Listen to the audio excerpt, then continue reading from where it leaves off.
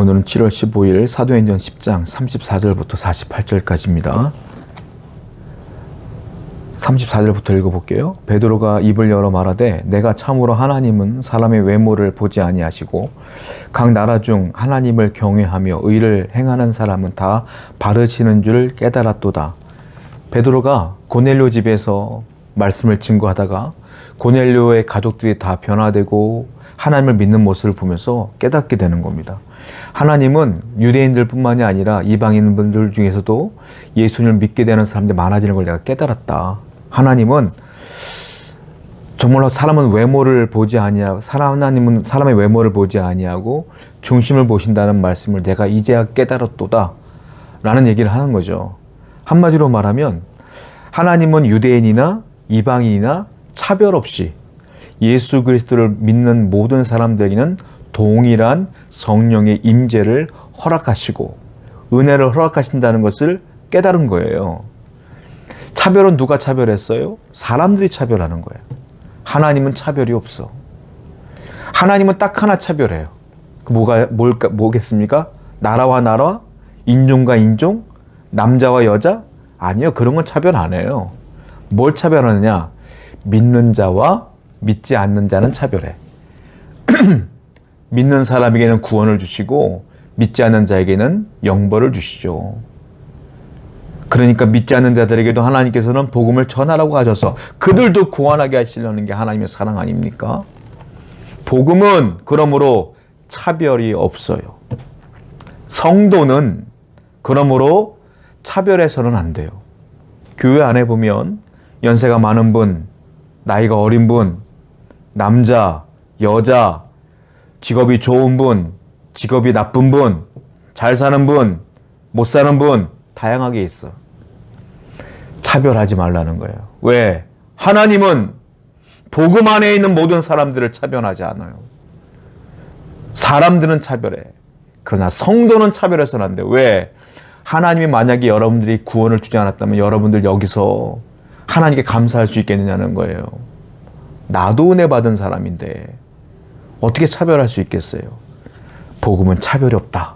베드로가 깨달은 겁니다. 39절 볼게요. 우리가 유대인의 땅과 예루살렘에서 그가 행하신 모든 일의 증인이라 그들이 나무에 달아 죽였으나 하나님이 사흘 만에 다시 살리사 나타내시되 이제 복음의 핵심을 베드로가 그 고넬료 집안에 있는 사람들에게 설명해 주는데 그건 바로 십자가입니다. 유대인들이 나무에 예수님을 달아 죽였습니다만 예수님은 돌아가셨다가 3일 만에 부활하셨습니다. 이것이 하나님의 사랑에 대한 것을 얘기해. 하나님이 우리를 얼마나 사랑했는가를 확증하신 것이 무엇이냐? 그게 십자가다라는 거예요. 예수님의 사랑이 확증되어진 것이 십자가다. 그 십자가만큼 우리에게 하나님이 우리를 사랑한다는 증거가 어디 있겠느냐? 이 얘기를 하는 거죠. 하나님이 우리를 사랑하십니다. 우리가 구원받은 이유는 예수님이 나무에 달려 돌아가셨고 그 십자가죠. 그리고 사흘 만에 부활했기 때문이에요. 그리고 그 십자가는 하나님의 사랑이야. 당신의 아들을 매달아 주신 그 하나님의 사랑이야. 그러니까 성도는 신앙생활할 때 항상 십자가 사랑을 기억하고 살아야 돼. 여러분들은 과연 십자가 사랑을 얼마나 기억하고 사십니까? 예수님이 나를 위해 십자가에 돌아가신 그 사랑을 얼마나 생각하고 사시냐고요. 일하느라고 바쁘고 가정에 자녀들 일 때문에 바쁘고 내 일 때문에 바쁘고 내 진로 때문에 고민하고 이러다 보면 과연 주님의 사랑을 얼마나 생각하고 사냐는 거죠. 하나님은 여러분만 생각해. 하나님은 지금도 여러분만 관심을 갖고 계시잖아요. 우리 또한 하나님만 생각했으면 좋겠어요. 주님의 십자가를 기억하며 살기를 바랍니다. 41절부터 보겠습니다. 모든 백성에게 하신 것이 아니요 오직 미리 택하신 증인 곧 죽은 자 가운데서 부활하신 후 그를 모시고 음식을 먹은 우리에게 하신 것이라.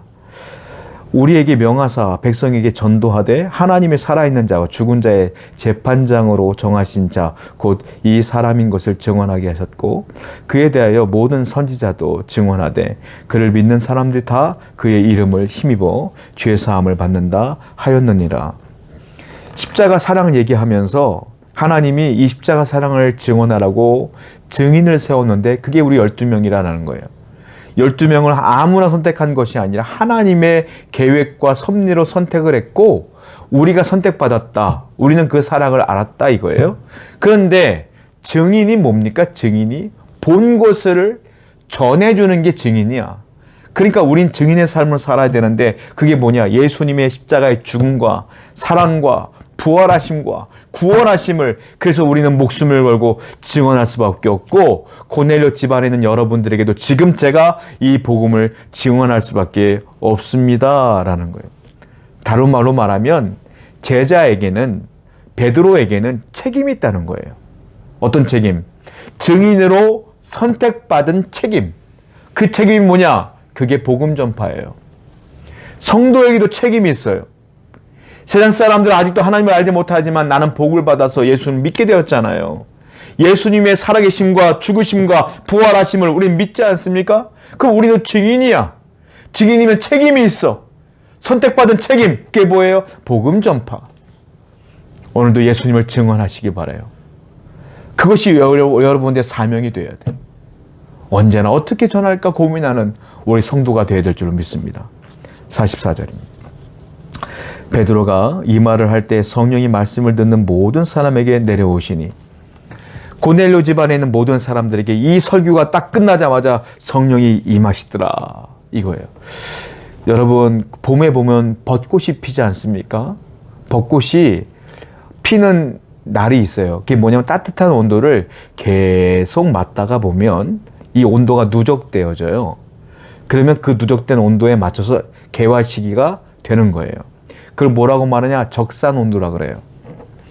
자, 고넬료 집안에 성령이 임하시는데 베드로 오기 전에도 이미 고넬료는 기도를 통해서 천사도 만났고 하나님의 음성도 들었잖아요. 그래서 성령을 경험하지 못했단 말이에요. 근데 지금 성령을 경험했어. 왜? 베드로를 통해서. 이게 무엇이냐? 하나님의 때가 이때 된 거예요. 이걸 뭐라고 말합니까? 적산 온도가 된 거야. 은혜를 계속 받다가 그 때가 된 거야. 그 때가 무엇이냐? 하나님의 때. 하나님의 때. 성도에게는요, 내 때가 중요한 게 아니라 하나님의 때가 중요한데 여러분들의 인생에도요, 하나님의 때가 중요해요. 하나님의 은혜가 계속 누적되다가 어느 순간 하나님의 때가 딱 오면 그때 기적이 벌어지는 거예요. 여러분의 문제가 있어서 여러분들의 기도가 계속 쌓이다 보면 어느 순간 하나님의 때가 오면 하나님이 역사하시는 거예요. 그러니까 우리는 포기하지 말고 낙심하지 말고 계속 은혜를 구하고 기도하는 삶을 살아야 된다 이런 거예요. 45절입니다. 베드로와 함께 온 할례 받은 신자들이 이방인들에게도 성령 부어주심으로 말미암아 놀라니 이는 방언을 말하며 하나님 높임을 들음이러라. 그들은 놀랐어요. 베드로와 함께 온 성도들도 있었거든요. 그 유대인들이 깜짝 놀란 거예요. 성령이 유대인에게만 오는 줄 알았는데 고넬료 집안에 있는 이방 사람에게도 성령이 임하는 걸 보고 그들의 고정관념이 탁 깨지는 거예요. 누가 깨뜨렸습니까? 성령이 깨뜨렸어요. 이걸 다른 말로 뭐라고 말합니까? 내 고정관념이 깨지는 걸 뭐라고 말해요? 변화라고 말해요. 변화는 누가 시키는 거냐? 성령이 하시는 거예요. 성령이 여러분에게 임하시면 반드시 변화가 일어나요. 성령이 각 사람에게 임하면 반드시 변화가 일어나. 여러분의 인생에도 이런 변화가 반드시 일어날 줄로 믿습니다. 항상 성령이 충만하셔야 돼요. 오늘도 항상 하나님의 은혜를 구하는 여러분들에게 축원드립니다. 기도합시다. 하나님의 성령이 우리 가운데 임하셔서 늘 세밀하게 인도하시는 하나님의 음성을 따라 살게 하여 주옵소서. 예수님의 이름으로 기도드렸습니다. 아멘.